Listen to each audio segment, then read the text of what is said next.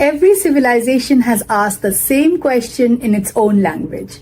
How do we keep power impartial? In earlier ages, the answer was the rule of law, blindfolded justice holding the scales. In ours today, the scales themselves are coded. Algorithms now weigh opportunity, risk, even trustworthiness. They are the ones who decide who is invited, who is ignored, and who is believed. And behind their precision hides a persistent imperfection, bias. Bias is not new. It is the oldest feature of human judgment. But in machine learning, bias becomes infrastructure. It is not an opinion, it is a pattern baked into data. When historical prejudice becomes statistical weight, discrimination is automated at scale and speed. Hiring systems, they favor male resumes. Why? Because history did it. Facial recognition, it often identifies darker skin tones because training images did it. And predictive policing directs patrols to the same neighborhoods that past policing over-targeted. So each era is lawful in form but unlawful in spirit. The constitutional promise of equality turned into probability. Equality before the law is not a policy choice. It is the foundation of legitimacy. In the United States, the 14th Amendment's Equal Protection Clause, it forbids state discrimination. Its logic is now being tested against algorithmic systems that are used in sentencing and welfare decisions. Cases such as State versus Loomis warn that opaque risk scores may violate due process. In Europe, Article 21 of the Charter of Fundamental Rights and Article 14 of the European Convention on Human Rights, they enshrine equality and non-discrimination. The EU AI Act therefore treats bias mitigation as a compliance duty. Dataset documentation, bias testing, and human oversight. India embeds equality even deeper. Articles 14 to 18 of its constitution form the Equality Code, interpreted through the doctrine of manifest arbitrariness. This means any automated decision that is arbitrary is unconstitutional. The Pattaswamy judgment adds privacy and dignity to that framework, creating a uniquely Indian synthesis. Fairness as a constitutional continuum between liberty and equality. China's constitution speaks of equality in collective terms. Its algorithmic recommendation provisions of 2022 that requires that systems avoid discriminatory outcomes based on user characteristics, expressing fairness as administrative order rather than individual right. 4 systems again, 4 philosophies, rights, remedies, dignity, and order. Bias hides best in opacity. Deep learning models by design are opaque even to their creators, yet constitutional accountability requires reasons. The law's insistence on explainability is therefore not technological vanity, it is democratic necessity. Europe's right to explanation, India's procedural fairness doctrine, the US Administrative Procedure Act, and China's audit requirements, they all converge on the same demand.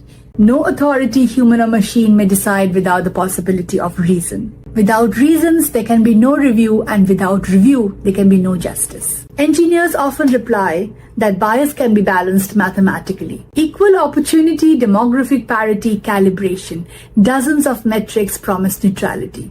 But fairness is not arithmetic. It is moral geometry. A classifier can equalize error rates and still violate dignity. Law must therefore translate the constitutional idea of substantive equality, treating unequals unequally to achieve fairness into algorithmic governance. Europe calls this proportionality. India calls it reasonable classification. The US knows it as disparate impact analysis.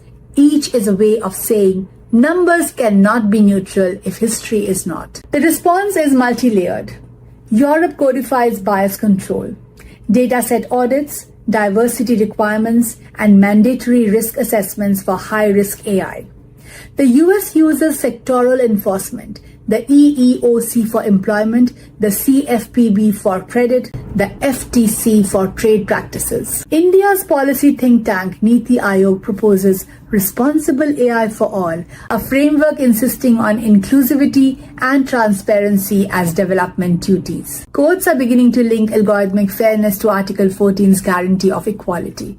China's regulators issue algorithmic recommendation rules emphasizing non-differential treatment and positive guidance of public opinion. Fairness here is defined by harmony, not contestation. When governments themselves use AI, like to distribute welfare or predict disease or rank citizens, the stakes become constitutional. Administrative law everywhere is built on three pillars: legality, rationality, and procedural fairness. If an algorithm makes an administrative decision, all three pillars must remain standing. In 2020, there was a case where a welfare fraud detection system, it was struck down for violating privacy and equality. This illustrates the new constitutional vigilance. India's courts have begun similar scrutiny of Aadhaar-linked analytics. The principle emerging is very clear. Automation does not exempt the state from constitutional reasoning. In the industrial era, it was the safety inspection, and now in the digital era, it will be the algorithmic audit.